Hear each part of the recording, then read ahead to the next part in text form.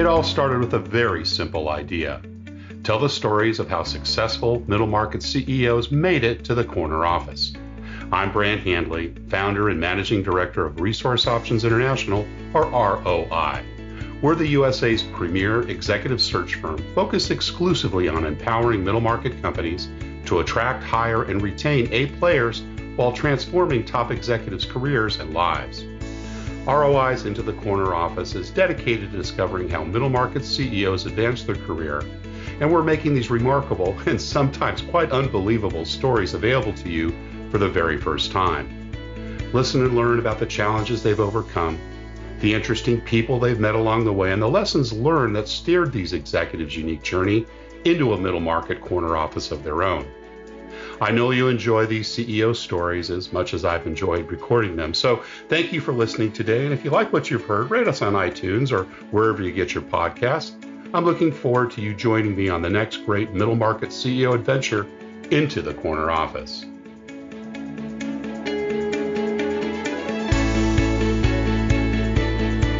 Today, my guest is Erik Reagan, founder and CEO of Focus Lab.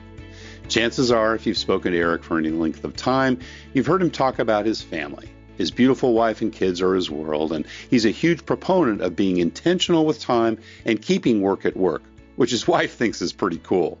You may also find Erik talking about spiritual disciplines well before business.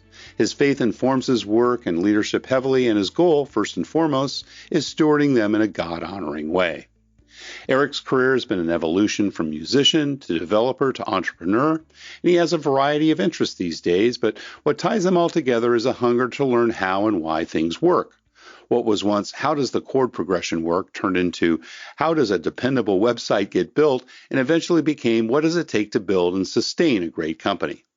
He has the pleasure and privilege of leading a wonderful team in their offices in Savannah, Georgia. Erik Reagan, welcome into the corner office. Oh, thanks so much for having me. I'm excited to be here.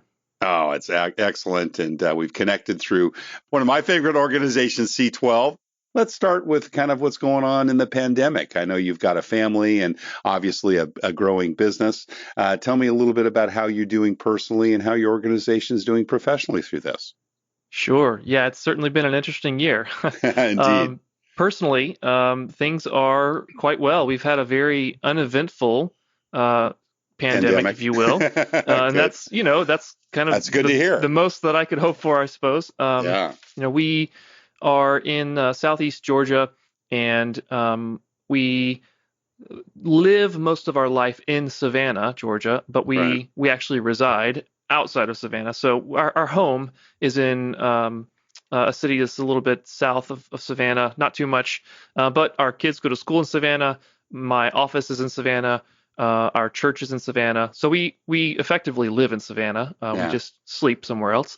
Right. But we've had an interesting just pattern of what things look like both in the city itself and how it's operating and handling cases through the past 6-ish months, and then what are businesses in general doing, what are schools in general doing, and how does that kind of overlap with us. And so as a family, we've been healthy. Nobody has gotten sick of anything. Really, if anything, the biggest challenge, which is I think the same for a lot of other folks, has just been the risk of being almost isolated. And so that's probably been more of our focus, just being attentive to that, than thankfully than having to navigate actually contracting COVID. But everyone's healthy and we're doing well. And then on the professional front, similarly, we actually have had very little, very small amounts of health concerns throughout all of this. Nobody on our staff has contracted COVID. We've had some family members who have, but nothing that's been just really devastating. So that's been very fortunate. We have had some team members whose spouses have had their jobs and their income impacted. So we've navigated some of that. But all in all, we've been doing all right. Our business was affected a little bit, but compared to what a lot of places were, the way a lot of places were hit, we were not hit hard at all. And we can get specific on that if you'd like, but that's kind of the gist.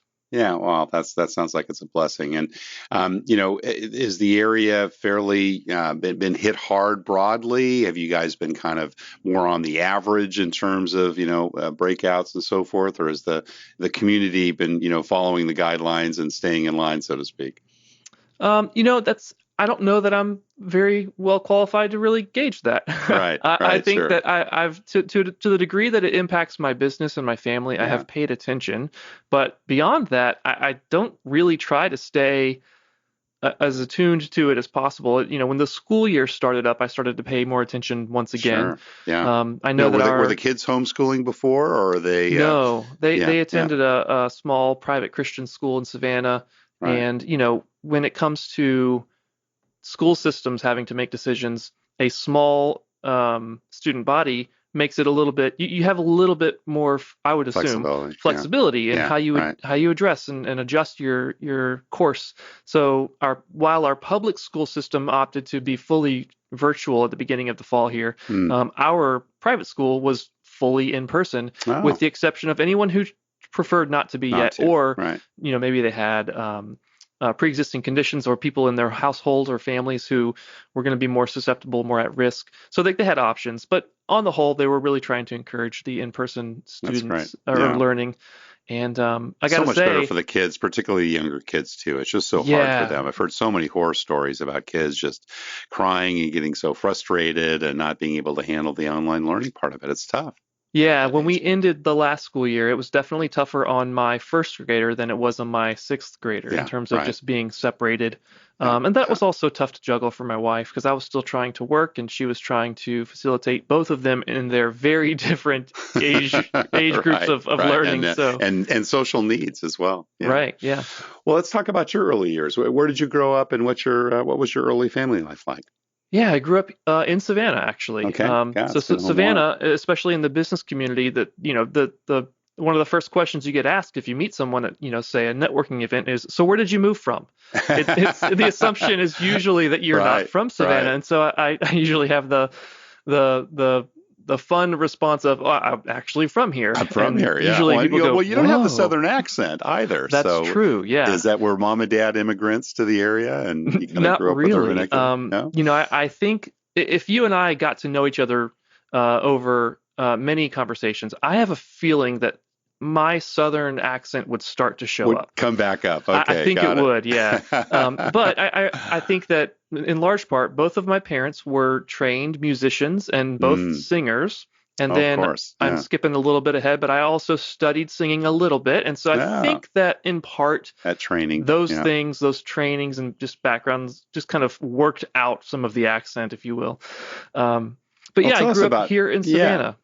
Tell us about mom and And dad. So they were in the musical field, or were they yeah. entertainers or My producers or my both? mom was a chorus teacher at Oh, middle and high schools, and my dad was initially also teaching chorus, and then he had this interest in technology, and so in the 80s he decided to study. I want to say it was an online school, you might want to put online in air quotes, but it was a virtual school of sorts, and he got his master's degree in technology field. I don't actually remember which, mm-hmm. but he was really intrigued by this growing ecosystem on the technology front. And so he shifted before I even really have memories of what Dad did. He shifted away from teaching music as a profession Mm, to being in an IT field. And so he kept teaching, in fact, taught computers classes of different kinds, and was at the school I attended when I was in middle school, sixth grade. But after that year, he went into kind of the private sector of IT work. right. And so I always had computers around me as a kid. I always Mm, had music around me as a wow. kid. And that actually it was a very um, significant part of just my own journey to figure out what might I want to do. Yeah, yeah. So if Single I child, brothers, sisters, I have an older sister, older and sister. she's Okay, 5 years older, also okay, very much into music, also interested in teaching, as all was right, I to some extent. And sure. and so there was just a lot of cool opportunity to learn from one another, Yeah. both from parents and from siblings. Now we're brothers in Christ. We've obviously met through C12, and looking forward actually to meeting you in person. Where you're going to be speaking at our Current 21 next May, which seems like an awful long way, but so does 7 months ago when COVID began. So right. I'm sure that time's going to go by fast. Were you brought up in a Christian home, and what role did Christ play in your upbringing?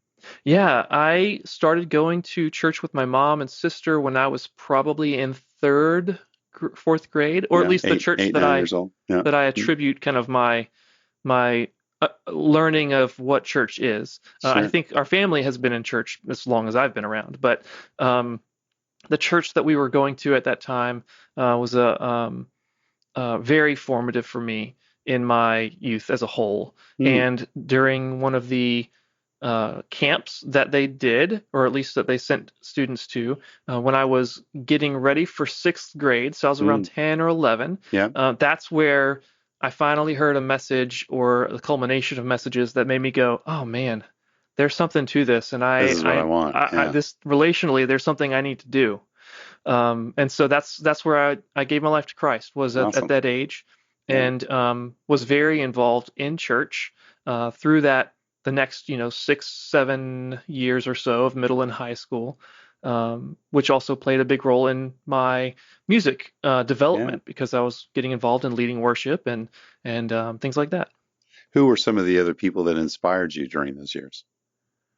One of the men who inspired me the most, who I think I'd learned from the most, was involved in Young Life here in Savannah, if you're familiar with Young Life. Sure. And he was also very involved in our youth ministry at this church, and his name's Rick. And Rick was one of these, I don't know, he's a unique character. I felt like he could communicate something that was very simple but wise to a younger audience, in a way that just didn't. It wasn't going to just bounce off of our mind, and it was very sticky. So Rick was an early influence, and in fact, he's an entrepreneur himself. He's a business owner, and he's the first one who I heard about C12 from years later. Wow! In fact, at the time, I didn't really have any interest in the idea of entrepreneurship or business. So it took a little while for me to even connect some dots there with Rick and say, oh, wait, I can even ask Rick about these things. But another person would be the youth pastor at the time. His name was Dave. And man, Dave was someone who I think was determined to show the students in his youth group that there was a richness to a depth of relationship with God that was possible and worthwhile. And it would take work, but it would be something you couldn't relate to anything else. Yeah, awesome. Were you a good student in school? Not at all. Ironically, I was, or not interested, perhaps. So that's kind of where I was going to go. I would say I was a very good student if I was interested in the subject matter. You liked it. Right. I was not a great student in terms of doing what I was supposed to be doing assignment wise, but I was very curious, very intrigued, and if I latched on to a subject, I did quite well with it. Right. You mentioned music obviously was a big part of growing up, and of course your parents had some influence on that. Was there a particular instrument or instruments that you engaged with and enjoyed more than others? Yes. So I didn't mention this at the outset, but my grandmother was also a very talented musician, and she taught piano. Is this mom's mom or dad's mom? Okay. And she was in the area, still lives here around here, and so I took piano lessons at a pretty young age. Yeah. But similar to how I performed in school, I didn't really like to practice piano unless it was a piece of music that I was really excited to play and learn. Right. So that did not make me a very great student of piano. I could do okay, but I fully own that I could have done much better if I'd chosen to. But guitar is where I really got drawn in. And my dad has played guitar for years, mostly classical. And my sister started playing guitar. And when I saw her playing differently from how my dad had been playing, she was mostly learning kind of what I would consider the contemporary worship songs of that time. Right. I was really interested in that.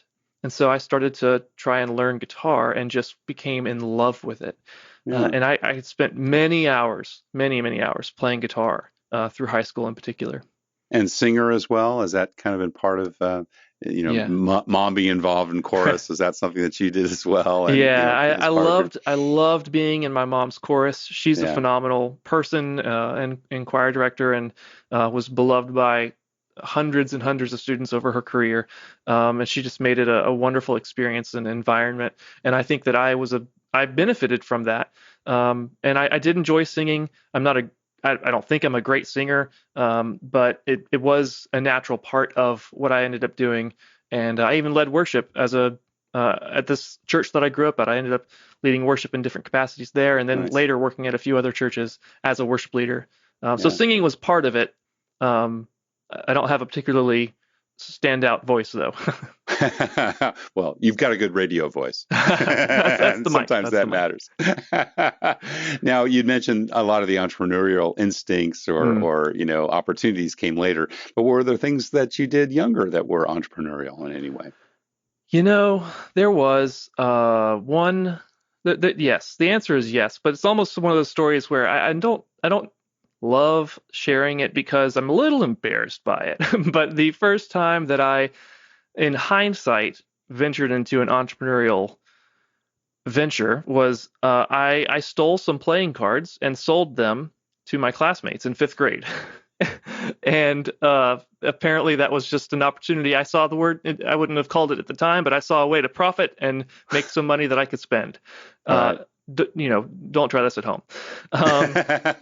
And so that was the easiest thing to point at. But I think really where it started for me was probably just middle school years. I was nudged by probably my dad, I don't remember, to go cut some grass for other people. Right. And it was something that simple that started to show me that I can serve someone else in a way that they want something done, and then they can probably pay me for it. Yeah. And I actually had the chance to see my dad doing this to some extent throughout my youth, because he was working usually a full-time job plus contract type, freelance type work. And so I actually got to see him see that to some extent while I was growing up. And the first job that I got was, at least with relation to the career path I eventually went down, was building a website for one of his basically customers.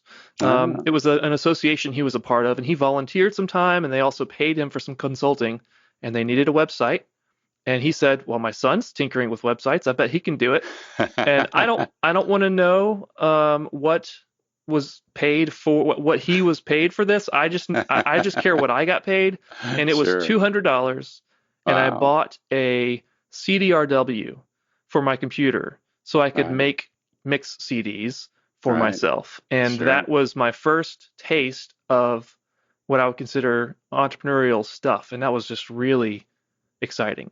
That's great. Well, you went on to found Focus Lab, and we'll talk about that in a few minutes. Sure. But did you go into design? Did you do a formal, education or college, when you kind of knew that you had some of those talents in that area, or was it all kind of self-taught? Yeah, the website stuff was all self-taught. I started tinkering with that when I was in middle school, and it was just kind of a fun hobby. And I fully, by the time I was 16, I was fully committed to this idea of a music career of some kind. In late high school, in fact, I would have told you I was going to be a rock star. That's pretty simple. That's going to be my life. That'll be my career. I'll make my living being a rock star, no problem. Getting a little closer to graduation, I started to recognize both myself and through some wisdom from others who are older than me to say, maybe that's not too likely. So I started to just consider my two interests of music and technology. And I did really enjoy teaching. So what I decided to do was go to to a local university and study music education, kind of like mom and dad. And at this point, my 5-year older than me sister is already a teacher. And so teaching felt good. The only hang up is I didn't like school, which is really ironic. Right. So I started school as a music education major. That's where I studied singing a little bit. Right. But I only lasted 3 semesters and then I dropped out. Yeah. Right. And then did you go right away into, entrepreneurial events, or did you work for someone else for a while? What led you to Focus Lab? Yeah, I was already doing freelance work on the side, Right. building websites, mostly for my musician friends and sometimes for church needs as well. Sure. And I dropped out of school mainly because I wanted to get married. Oh. And I didn't feel like I could really earn the living I needed to pay some bills, essentially, with a full-time school plan. Right. So I started to work at Zales Jewelers. Sure. So basically just found a retail job. Yeah. All the meanwhile, I still had this freelancing thing on the side, and then eventually was like, I think this could be a thing. Maybe this is the thing. Yeah. And through prayer, really just felt God saying, this is something I have for you, and it's time to go ahead and pursue this. So in the meantime, I did end up working at the church that I kind of grew up at, but not in a music capacity. I actually was hired as their first web developer. And I worked there for about 1.5 years, maybe it was close to 2 years. And that's the job that I quit to start Focus Lab. Yeah, cool. And that was about 10 and a half years ago or so. That's right. And what was your mission at that time? Did you have specific clients that you were planning to service? Did you have a partner that you got started with? Tell us a little about those early days. Yeah. So I had a partner. We have kind of this, what I consider a pretty funny starting point or origin story, because in about 2007 we met. And, the business didn't start till 2010. But in 2007, he and I met because I saw that he needed some help with a project for one of his clients. I just saw something online that he had posted. And we met at a local Applebee's. And we were talking about this one project. And just kind of at the end of this Applebee's meeting, he says, so, hey, what do you think about just like partnering up and starting a business together? And I was kind of taken aback, and I was thinking, wow, you and I are very different. Yeah. This is the first date, dude. Come on.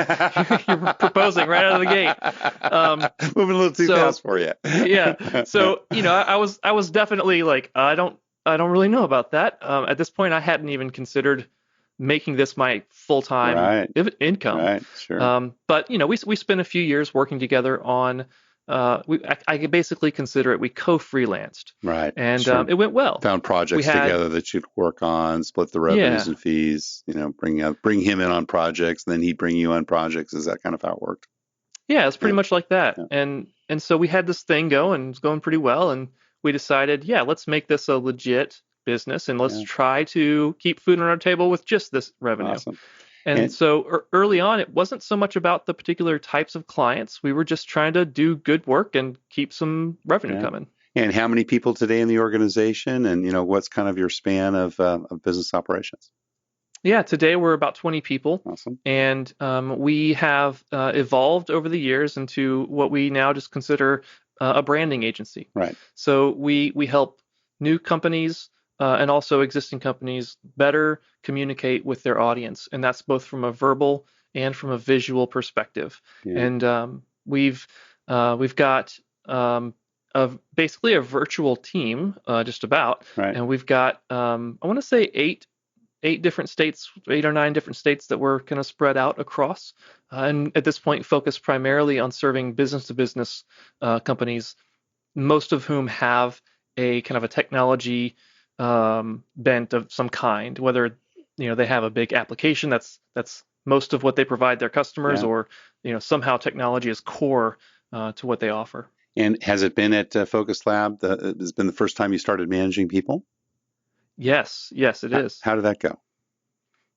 How is it going? Well, it's ongoing, I'm sure. But was it a challenge in the early days? Hiring people in to work on your baby? Yeah, it has definitely been an interesting journey, and I think I typically tell people that I started by building websites, and then eventually kind of made my way into building teams, and I think that's really where my passion is at this point. I just really love that aspect of what I do, far more than I anticipated, just being able to focus on the inside of the cup of Focus Lab, if you will, and the team. And it's I've made so many mistakes to learn from. It's been, I mean, that is the journey. That is the journey. That's the entrepreneur's journey. That's right, and I'm still on it. But yeah, it's been an interesting one for sure. How have you brought Christ into the business? Is your co-founder also a believer, and is that kind of part? You consider yourself a faith-based business? I know we're both in C12, but how does that all fit into the picture? Yeah, so my co-founding partner is not a believer, and in the past we've talked about faith a few different times, and going off of those conversations, he would say he believes in God, but he doesn't have too many specific beliefs beyond that. I have another partner as well who joined us a few years, about 5 years later, about 8 years later. But we do not consider ourselves a faith-based organization. Right. We are a brand agency with a Jesus-loving CEO. Yeah. And so we don't have, at C12, we talk a lot about measuring different things and having specific strategies, one of which tends to be around ministry. Right. And so that's actually one of the areas where I don't have explicit Focus Lab geared ministry intentions or designs. But I, as Erik, I do. I pray for my team by name regularly. And I know who the other believers are on the team. And, we occasionally will support each other in ways that go a little bit beyond what typically inside of the Focus Lab work hours you might expect or experience. Yeah. Looking back those early years, you're 10 plus years beyond that. What's some of the, early lessons you've learned, early management experiences that you've said that, you've applied to how you operate today? I think one of the biggest ones is that, and I still have to remind myself of this sometimes, is that it is perfectly acceptable for me to not know something. Yeah. And early on, particularly given my age, because I started Focus Lab, I was 25-ish. You're young, yeah. I felt like I was supposed to know far more than I did, and I think I also had a tendency to want to overcompensate for the idea of like, well, I'm also a college dropout, so what do I know? Right. So I think that early on it was tough for me to really understand and accept that I don't know some things, quite a few things, in fact, and that's all right. Yeah. I've heard it often said that it can be somewhat uncomfortable having your answers questioned, right? Rather than your questions answered. Have you been in that situation? If so, how do you handle that? Yeah. I think I've experienced that in the past 7 days, because we try to promote a very collaborative environment, and that's to say that even if I'm working with someone who is in a traditional sense on the opposite end of an org chart of me, me being perhaps at the top and someone else being at the bottom, we try to promote an environment where we collaborate together on certain things, and that I want things questioned as a leader. Sure. And it's easy to say that I want things questioned, but when things get questioned, it's sometimes still very interesting to just reflect in the moment and go, oh, wow, that did not feel good. But it is so valuable. And honestly, I think it, in large part, the way it feels in the moment, the way that my body physiologically experiences that pushback or that questioning of an answer, is related to how connected to Christ am I right now in this moment? How centered in Him am I? Am I trying to do and operate out of self, or do I actually have Him in mind as I'm doing what I'm doing in this moment? And I think that my instincts and my immediate reactions can tell me a lot about that. Yeah. That's where humility comes in too, isn't it, Erik? Right? You've got the opportunity to say, That's a darn good question. Right. I don't think I know the answer to that. What are your thoughts, right? There's always good ways to kind of turn that around. And, I think that's one of the things I've seen, particularly with a lot of our other CEO guests, is that, it just promotes that opportunity for others to speak up and to, have their voice heard. And, you never know where good ideas come from. It can certainly come from that frontline person. That's right. And are most of the folks that work for you, are they from a marketing background? Do you actually look for folks that have had previous branding experience? What is kind of the, if you were to describe, kind of the rank and file of the 20 plus people that work with you? Yeah, it's about half of our team falls under what we would consider our delivery team, and those are the folks who produce the work that we provide to our customers, and the other half, maybe a little bit less than that, is in some way supporting those efforts, whether it's from an HR or an admin perspective, or like a project management, or even a sales or marketing perspective. So I would say that about half, maybe a little bit more than half of our team has had some direct experience in the branding and kind of communications or marketing space. And the other half has somehow known of it or been exposed to it or a part of it, but not explicitly. And they know how to support it, basically. Right? And that's right. That's the bottom line. Building a company culture, particularly with an emerging company, you're 10 plus years, you obviously made a certain success level, but there's always, that next year, making that next, payroll sometimes, certainly achieving that next goal. What are your thoughts on building a company culture, Erik? What does that look like in what you do day to day?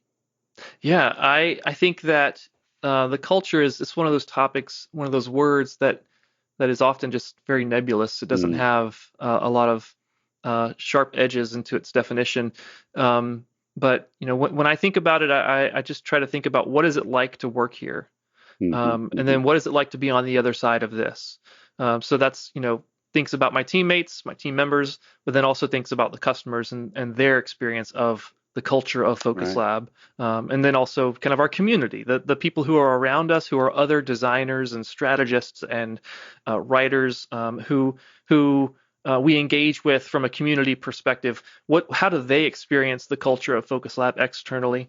And I think about this, and I kind of alluded to it earlier. If I think about my business partners, Bill and Will, they focus mostly on the external. On the outside of this cup, if you will, or on the outside of Focus Lab. And I spend most of my time on the inside. So they focus on the quality of our product, and they focus on what is it like to experience Focus Lab in the marketplace.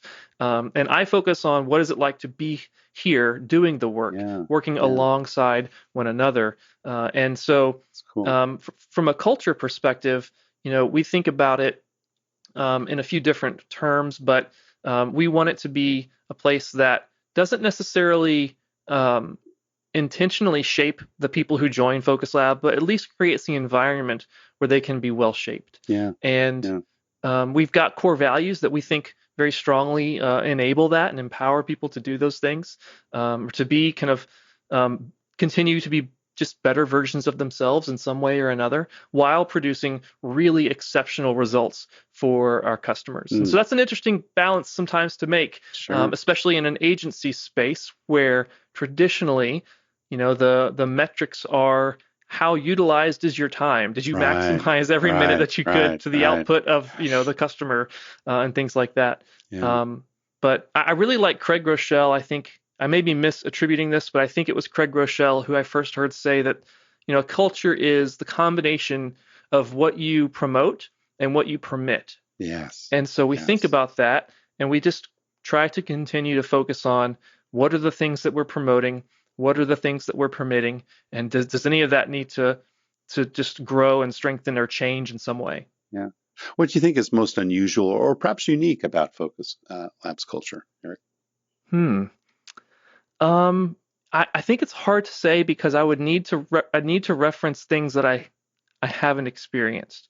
One of the challenges for me I've learned is that I had very little experience in being employed before starting Focus Lab. And so as an example, it took me up until probably 2 years ago to realize that when people join Focus Lab, they're not just joining a place that has core values, that has its own, ethos, they're also coming with their own experience, and it's not always it's seldom going to be the same as any one other person on the team. Sure. And that could mean that acclimating to our culture is going to be different for each person.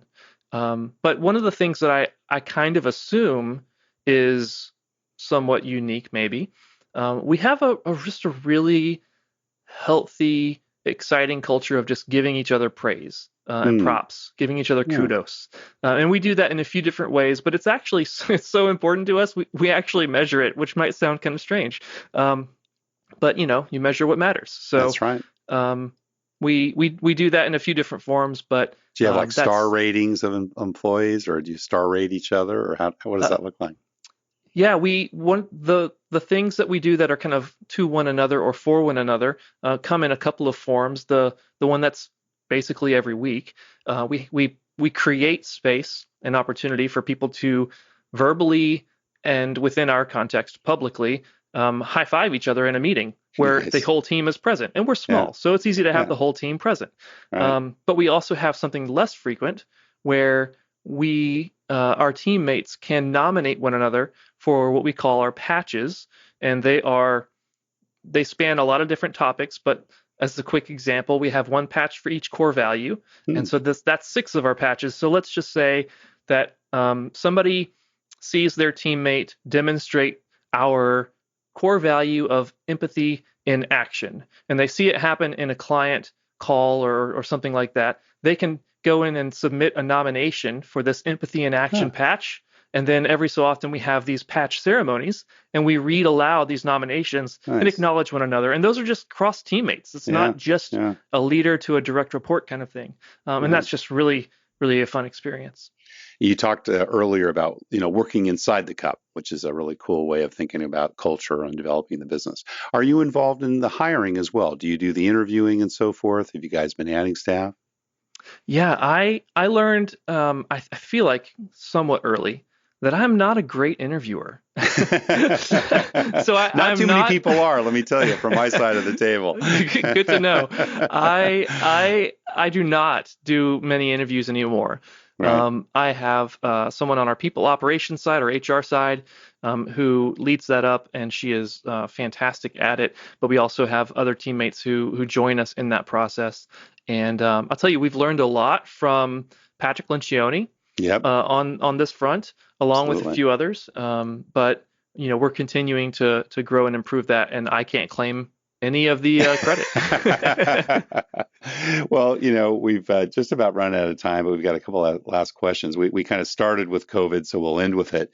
What changes do you see moving forward? It sounds like you've got pretty much a remote team already, and I'm sure they're probably all remote now, or maybe will continue to be. But how is this impacting your industry? And, what changes do you see lying ahead with, kind of this new normal that we're experiencing now?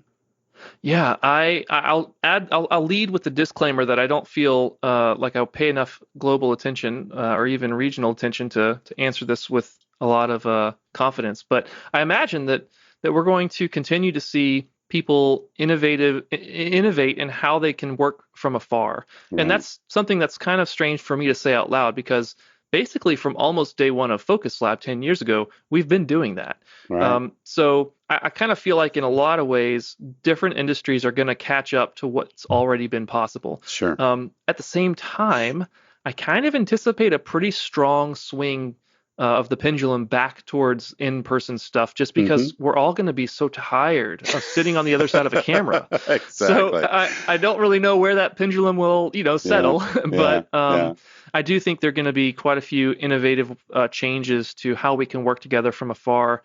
And I've even just seen so many just outstanding teachers be the innovative leaders over the past 6 months to figure out how do I do this thing that that basically relied on being in person. How can I change this? And I have learned some things, even just about Zoom, something I've been using for years. Sure. I've learned things from teachers who have been put in the position of they have to innovate or something, or it's just not gonna work. So that's kind of where my head is. Last question, what kind of career and life advice would you give to someone who maybe has their eyes on the corner office of their own, or perhaps, like you, wants to be an entrepreneur and follow their passion someday?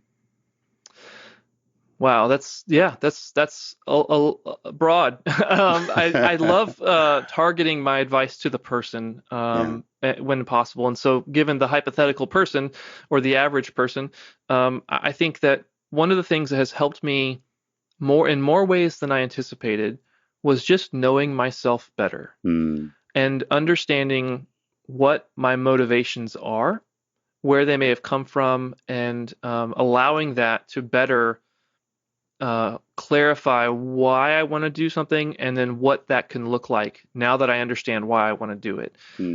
That is one thing that is not easy to accomplish. It itself is a journey, I would say. But if I can, or maybe I'll shift the phrasing. If you can learn more about yourself, if you can understand yourself better and why you want to do the things you want to do, that will help you say no to the right things. It will help you be more, have more clarity about where you're going. And it'll also help you accept that maybe when the where you're going changes, as long as your why hasn't changed, it's all good. It's okay. Yeah. Cool. Well, Erik Reagan, founder and CEO of Focus Lab, thank you so much for sharing your journey into the corner office. Thank you. It was great. Thank you for listening to Into the Corner Office with Brant Hanley. We hope you enjoyed hearing our guest CEO story as much as we did. If you want to hear more CEOs reveal their journey into the corner office, please subscribe via iTunes and tell your friends and colleagues. For more information about Brant, Resource Options International, and the mighty middle market, visit www.goforroi.com. We look forward to having you join us for our next episode.